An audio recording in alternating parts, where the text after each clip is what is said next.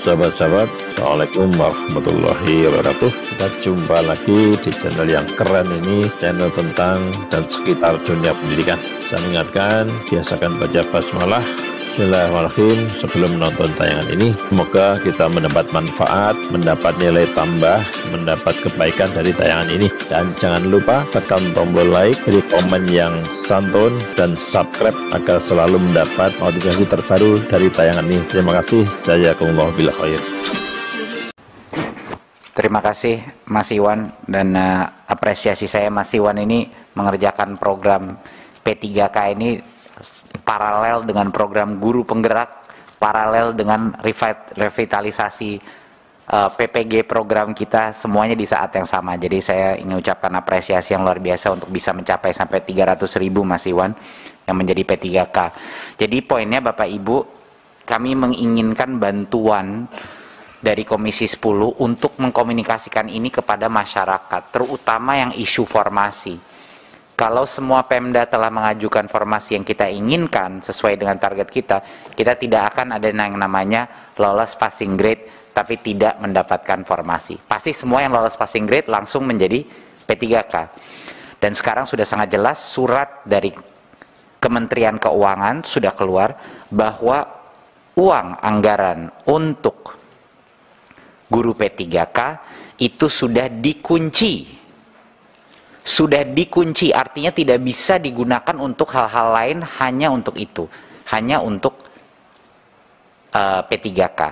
Jadi sudah tidak ada lagi alasan kenapa formasi tidak diajukan secara full sesuai dengan anggaran yang sudah dikunci itu, karena uang itu tidak bisa digunakan untuk hal-hal lain. Jadi mohon Bapak Ibu dalam sosialisasi ke masyarakat dan juga ke masing-masing Pemda ini bisa ditekankan, itu akan sangat membantu konstituen Bapak Ibu di masing-masing dapil. Dan poin saya yang terakhir adalah untuk mengulangi lagi bahwa posisi kami sangat jelas di sini. Kami berada di sisinya guru honorer yang merasa kami juga setuju dengan mereka bahwa guru honorer di sekolah induk yang lolos passing grade harus diprioritaskan untuk mendapat posisi itu, dan juga tidak harus mengambil tes lagi. Jadi itulah permintaan kita terhadap perubahan yang kami ajukan kepada Panselnas. Saya harap ini bisa ada titik temunya dan bisa kita memberikan keadilan bagi guru-guru yang sudah lolos passing grade dalam sekolahnya masing-masing. Terima kasih. Untuk berikutnya kita akan masuk bagian pagu dan realisasi anggaran capaian kinerja Kemendikbudristek tahun 2021 dan juga program kerja Kemendikbudristek. Ibu Sekjen, saya persilahkan. Terima kasih Pak Menteri. Atas izin Pak Menteri, izinkan kami memaparkan beberapa poin sesuai dengan rencana pembahasan raker pagi hari ini. Assalamualaikum warahmatullahi wabarakatuh. Salam sejahtera untuk Bapak Ibu Kepala Pimpinan dan anggota Komisi 10 yang kami hormati. Izinkan pertama kami melaporkan terkait dengan realisasi anggaran dan kinerja tahun 2021. Sampai dengan pagi hari ini sebelum rapat tadi kami melakukan penarikan data terbaru sebagaimana yang ada di paparan, sedikit berbeda mungkin dari yang di print out. Pagi hari ini total alokasi anggaran yang terserap mencapai 84.602 miliar rupiah atau sekitar 95,38%.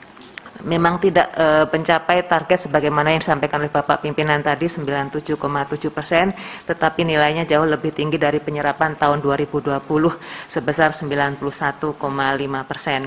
Adapun rincian penyerapan menurut unit utama kami sampaikan di Sekretariat Jenderal pencapaian sebesar 98,47%, Pauda 98%, Kebudayaan 96,7%, Inspektorat Jenderal 96,26%, Badan Bahasa 95,4%, Dijen GTK 94,89%, Pendidikan Vokasi 9,74%, Pendidikan Tinggi 92%, dan Badan Standar Kurikulum dan Asesmen Pendidikan 91,59%, sehingga secara total sebesar 95,38%. kami sampaikan bahwa beberapa kegiatan yang tidak dapat terserap adalah kegiatan-kegiatan dari hibah dan pinjaman luar negeri yang sepertinya memang terkendala karena beberapa hal terkait dengan kriteria-kriteria yang masih memang sangat berat. Kemudian untuk sesuai dengan jenis belanja kami sampaikan bahwa untuk pegawai mencapai 98,35%, belanja barang 93,4%, modal 83,11%, ini yang tadi saya sampaikan, hibah dan pinjaman luar negeri, dan untuk bansos praktis semuanya sudah bisa diserap dengan anggaran penyerapan sebesar 99,93%. Adapun terkait dengan kinerja, kami laporkan beberapa capaian indikator yang utama terkait dengan akses, mutu, dan tata kelola. Berikutnya, kami laporkan bahwa untuk partisipasi pendidikan mengalami peningkatan terus-menerus meskipun memang di dalam 2 tahun terakhir peningkatannya tidak setajam sebelumnya karena dalam situasi COVID ini penduduk dari kelompok miskin utamanya memang terkendala untuk terus mengikuti pendidikan. Kami laporkan di situ untuk pendidikan tinggi meskipun nilai partisipasi sebesar 31,19%, namun dengan kebijakan yang sama-sama kita gaungkan melalui KIP kuliah dan sebagainya dengan bantuan sosial yang sangat banyak, kesenjangan antar kelompok masyarakat untuk mengakses pendidikan tinggi sangat berkurang. Untuk tahun 2019 misalnya, range-nya antara 11,4% penduduk kelompok termiskin sampai dengan 62% terkaya. Tahun 2021 ini sudah menjadi 16% sampai 56%, artinya penduduk termiskin sudah meningkat lebih dari 4,5% kenaikannya. Ini tentu akan sangat baik untuk kita karena dapat membantu warga dari kelompok miskin untuk tetap bisa mengikuti pendidikan selanjutnya. Bapak Ibu sekalian, kami laporkan juga kami sudah melakukan koordinasi dengan Dukcapil untuk memasukkan data-data bantuan sosial ke dalam data Dukcapil. Untuk apa? Supaya nanti ketika ada PPDB, ada penerimaan siswa baru, langsung terlihat siapa yang sudah mendapatkan bantuan sosial, mana yang belum, sehingga akan memudahkan nantinya pada waktu mereka mengikuti pendidikan selanjutnya, termasuk ke pendidikan tinggi pun ketika ada data yang ditarik, data Dukcapil, maka kita bisa menentukan bahwa yang bersangkutan memang layak untuk mendapatkan KIP kuliah tanpa perlu lagi mengisi berbagai macam prasyarat. Berikutnya, ini terkait dengan harapan lama sekolah dan rata-rata lama sekolah juga mengalami peningkatan. Harapan lama sekolah sudah 13 tahun, mohon maaf. Artinya apa? Bahwa anak usia 7 tahun pada tahun 2021 diharapkan nantinya akan bisa mengikuti pendidikan selama 13 tahun. Artinya selesai tingkat 1 perguruan tinggi. Jadi ini mengalami peningkatan yang cukup signifikan selama 10 tahun terakhir. Kemudian yang untuk yang lama sekolah memang tidak banyak peningkatan karena memang itu sudah 25 tahun, artinya mereka sudah tidak banyak di sekolah dan trennya mengikuti kohort usia. Berikutnya terkait dengan peningkatan kualitas pembelajaran dan relevansi, ini banyak sekali program-program yang kita lakukan utamanya melalui kerjasama dengan dunia usaha dan dunia industri yang hasilnya amat baik, antara lain yang ditunjukkan di dalam paparan berikut.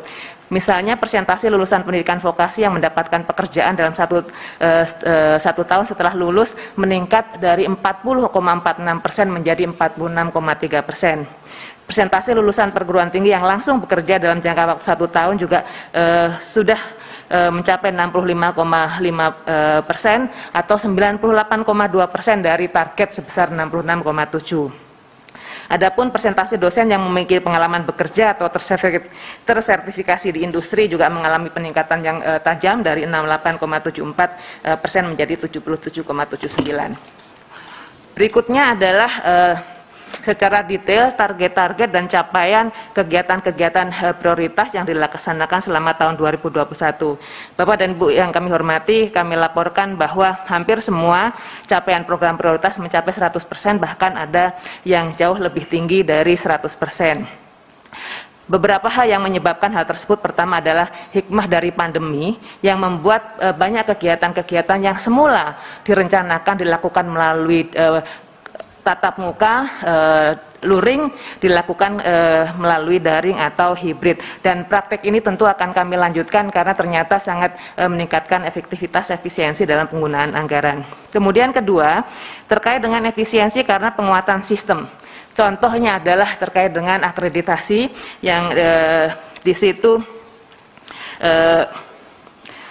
di nomor 7 dari target 73.513 bisa dicapai 121.725.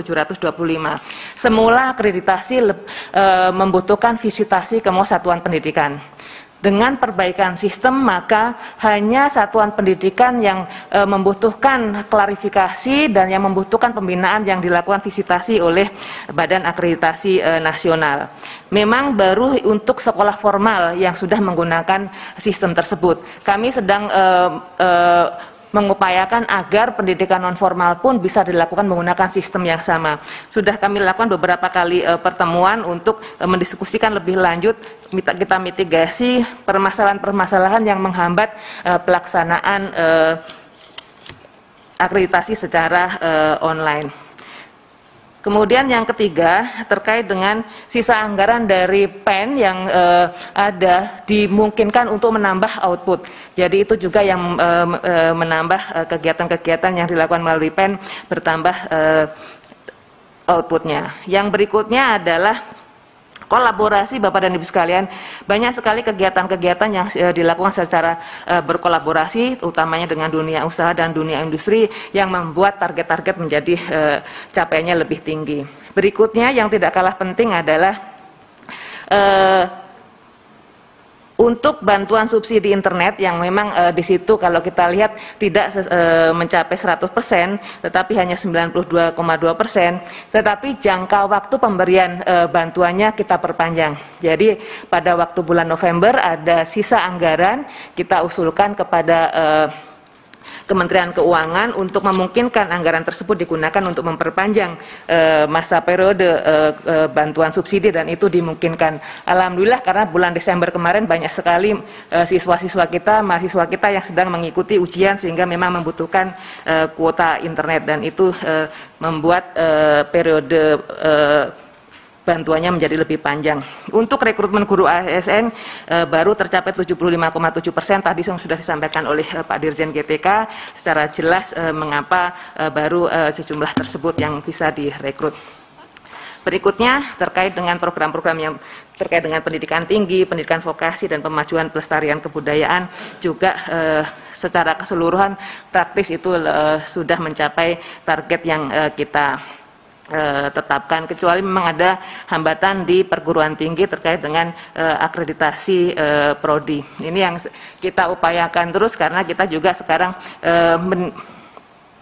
menetapkan beberapa lembaga akreditasi mandiri yang untuk mendukung proses akreditasi, karena dengan menggunakan BAN PT saja akan tidak memungkinkan untuk melakukan secara keseluruhan. Berikutnya, di luar dari anggaran yang dikelola oleh Kemendikbudristek, kami juga mendapatkan alokasi anggaran yang dikelola oleh LPDP, utamanya untuk beasiswa. Untuk tahun 2021 kita sudah bisa memberikan beasiswa gelar sebanyak 1.750 orang dengan anggaran 191 miliar, dan beasiswa non gelar kepada 29.194 orang dengan anggaran 933 miliar. Ini adalah capaian yang luar biasa banyak, dan mudah-mudahan dengan berbagai beasiswa yang kita berikan, maka upaya kita untuk mendapatkan talenta-talenta menjadi lebih jelas arahnya. Berikutnya, terkait dengan tata kelola, kami laporkan bahwa semua nilai-nilai kinerja terkait dengan tata kelola mengalami peningkatan yang cukup signifikan. Untuk laporan keuangan, kita tetap WTP, berarti 8 tahun berturut-turut kita mendapatkan status WTP. Kinerja akuntabilitas juga mengalami peningkatan dari 75,9 tahun 2019 menjadi 77,2 pada tahun 2020. Untuk indeks reformasi pendidikan, indeks reformasi birokrasi mengalami peningkatan juga dari 2019 ke 2020, dari 74,39 nilainya menjadi 77,95. banyak space yang bisa ditingkatkan kinerjanya, dan ini kami sudah melakukan terus-menerus pendalaman apa saja hal-hal yang masih belum baik untuk kita tingkatkan di tahun 2022 ini. Terkait dengan kinerja, kami juga mengalami peningkatan nilai dalam survei kepuasan pemangku kepentingan. Berikutnya, nilainya cukup tinggi, meningkatnya dari 82,3 menjadi 84,6 atau meningkat sebesar 2,3%. Kalau kita lihat masing-masing komponennya, tertinggi terjadi pada layanan ULT yang naik dari 84,6 menjadi 90,1. Dari pendalaman lebih lanjut hasil survei tersebut, kami temukan bahwa masyarakat sangat senang dengan layanan online. Jadi kalau dulu layanannya lebih ke face to face dan sebagainya, dengan online ini kita siapkan Zoom juga, virtual meeting juga, ini sepertinya menjadi nilai tambah yang luar biasa terhadap kinerja Kemdikbud. Berikutnya, selama tahun 2021 kami laporkan juga bahwa Kemdikbudristek mendapatkan 16 penghargaan atau award dari berbagai lembaga, baik lembaga pemerintah maupun lembaga non-pemerintah. Dari mulai yang pertama dari Anugerah Keterbukaan Informasi Publik, dari Komisi Informasi Pusat, sampai dengan yang terakhir kemarin pada bulan Desember untuk penilaian tahun 2021 juga dari Ombudsman RI, peringkat keempat, predikat kepatuhan tinggi standar pelayanan publik tahun 2021. Mudah-mudahan semua kinerja yang baik ini bisa kita lanjutkan, dan mudah-mudahan untuk status-statusnya bisa kita tingkatkan lagi, ranking-rankingnya bisa kita tingkatkan lagi untuk menunjukkan bahwa Kemdikbudristek lebih berkinerja ke depan. Demikian untuk yang tahun 2021. Untuk tahun 2022 kami laporkan sebagai berikut. Terkait dengan postur anggaran, sampai dengan saat ini belum terjadi perubahan dari apa yang kami laporkan pada rakter terakhir, yaitu bahwa anggaran fungsi pendidikan keseluruhan sebesar 542 triliun 83 miliar rupiah. Adapun Kemdikbud mendapatkan alokasi sebesar 72,99 triliun atau sekitar 13,4% dari total anggaran pendidikan tersebut. Yang lainnya untuk kementerian lain, namun mayoritas adalah digunakan untuk transfer ke daerah dan dana desa sebesar 290,54 triliun rupiah atau sebesar 53,5%. Kami laporkan pada Bapak dan Ibu yang kami hormati bahwa untuk dana transfer ke daerah ini kami sudah melakukan konsolidasi dengan Kementerian Dalam Negeri dan Kementerian Keuangan untuk memastikan bahwa anggaran tersebut betul-betul untuk fungsi pendidikan. Dari Permendagri sudah mengeluarkan terkait dengan apa yang boleh dan apa yang tidak boleh dibiayai melalui APBD tahun 2022. Kami mengusulkan juga ada coding kegiatan-kegiatan yang boleh dibiayai untuk tahun 2022 ke depan. Berikutnya, untuk tahun 2022 ini DIPA sudah terbit tanggal 17 November 2021 yang lalu, alokasi keseluruhan 72,99 triliun dengan pembagian sebagaimana tertera di dalam paparan, tidak ada perubahan dari raker sebelumnya. Kami laporkan juga bahwa pada tanggal 29 November 2021, Menteri Keuangan mengirimkan surat pada seluruh menteri dan kepala lembaga agar melakukan automatic adjustment atau mungkin yang biasa kita dengar, yang biasa kita gunakan self blocking. Jadi Kemdikbudristek mendapatkan alokasi, bukan mendapatkan, diminta untuk melakukan automatic adjustment sebesar 2,975 triliun rupiah. Anggaran tersebut bukan berarti tidak boleh diserap, tetapi nanti penyerapannya dilakukan secara bertahap. Kami usulkan yang di self blocking adalah kegiatan-kegiatan yang pelaksanaannya memang belum dilakukan pada semester ini. Jadi insya Allah aman, bisa dilepas pada waktu anggaran tersebut dibutuhkan. Berikutnya, Terkait dengan penggunaannya, kami laporkan dari anggaran sebesar 72,99 triliun tersebut untuk rupiah murni non operasional yang tertinggi sebesar 41,77 triliun, tetapi itu juga untuk mayoritas untuk pendanaan wajib sebesar 34,85 triliun, yaitu untuk program Indonesia Pintar, KIP kuliah, berbagai tunjangan guru non PNS, PUPTN dan sebagainya. Dan untuk pemenuhan prioritas nasional, prioritas menteri itu sebesar 6,06 triliun rupiah. Berikutnya adalah target-target yang ditetapkan melalui Renstra Kemendikbudristek. Semua kita harapkan bisa tercapai pada tahun 2022. Namun memang tantangannya sangat besar karena kondisi pandemi juga yang masih belum selesai, dan butuh dukungan dari semuanya, termasuk utamanya adalah pemerintah daerah, karena kewenangan banyak di pemerintah daerah, kemudian juga pendanaan juga banyak diberikan melalui pemerintah daerah. Kami tentu akan terus berkoordinasi dengan semua pihak agar untuk memastikan seluruh anggaran untuk fungsi pendidikan betul-betul bisa digunakan sebaik-baiknya untuk mendapatkan atau mencapai kinerja sebagaimana ditetapkan. Berikutnya, secara lebih detail kami laporkan terkait dengan rencana kegiatan ke depan dengan basis anggaran 72,99 triliun Bapak dan Ibu sekalian. Jadi di dalamnya mungkin Bapak Ibu melihat ada angka-angka yang masih lebih rendah dari tahun sebelumnya, seperti misalnya KIP kuliah yang saat ini sedang kami usulkan untuk mendapatkan tambahan dan dalam proses pembahasan dengan Kementerian Keuangan. Untuk yang ini tidak ada perubahan dari rencana yang kami sudah paparkan di dalam raker sebelumnya. Berikutnya mungkin langsung ke halaman 22. Sebagaimana dilaporkan Bapak Menteri kepada Bapak dan Ibu yang terhormat bahwa Kemdikbud mengusulkan tambahan anggaran sebesar 10 triliun rupiah dan sudah in prinsip disetujui oleh Bapak Presiden dan sudah juga dibahas dengan Ibu Menteri Keuangan. Saat ini sedang dalam proses pembahasan secara lebih detail, namun penggunaannya sebagaimana terpapar di dalam paparan tersebut, yaitu untuk PAUD dan wajib belajar ditambahkan sebesar 468,55 miliar rupiah untuk bantuan peralatan pendidikan. Kemudian untuk kualitas pengajaran dan pembelajaran diusulkan 2,8 triliun rupiah untuk akreditasi, penjaminan mutu, pendampingan guru pada sekolah penggerak, bantuan siswa berprestasi, dan juga untuk seleksi guru ASN P3K.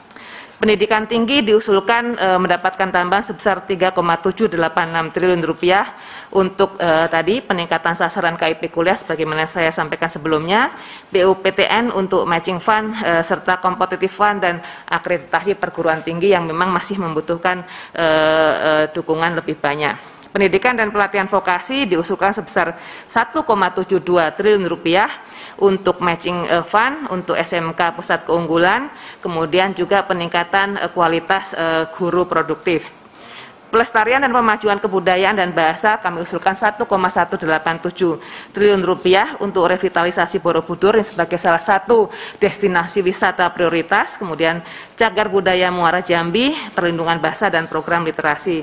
Yang terakhir adalah terkait dengan dukungan manajemen yang diusulkan sebesar 128 miliar rupiah untuk berbagai macam layanan-layanan seperti kehumasan, pengembangan SDM dan sebagainya. Kami laporkan bahwa dengan adanya Undang-Undang ASN, semua kementerian harus melakukan peningkatan kualitas SDM untuk semua pegawai minimum 20 jam dalam 1 tahun, dan ini membutuhkan upaya besar. Kami melakukan program corporate university gitu yang untuk memastikan bahwa semua pegawai di lingkungan Kemendikbudristek bisa ditingkatkan kualitasnya sehingga dapat bekerja secara lebih baik lagi dan memberikan manfaat yang lebih besar kepada masyarakat Indonesia. Demikian Pak Menteri kami sampaikan terkait dengan realisasi 2021 dan rencananya tahun 2022. Terima kasih. Wassalamualaikum warahmatullahi wabarakatuh. Teman-teman, terima kasih telah menonton video ini. Semoga bermanfaat bagi kita semuanya. Amin, amin, ya rabbal alamin. Ini kita akhiri. Wassalamualaikum warahmatullahi wabarakatuh.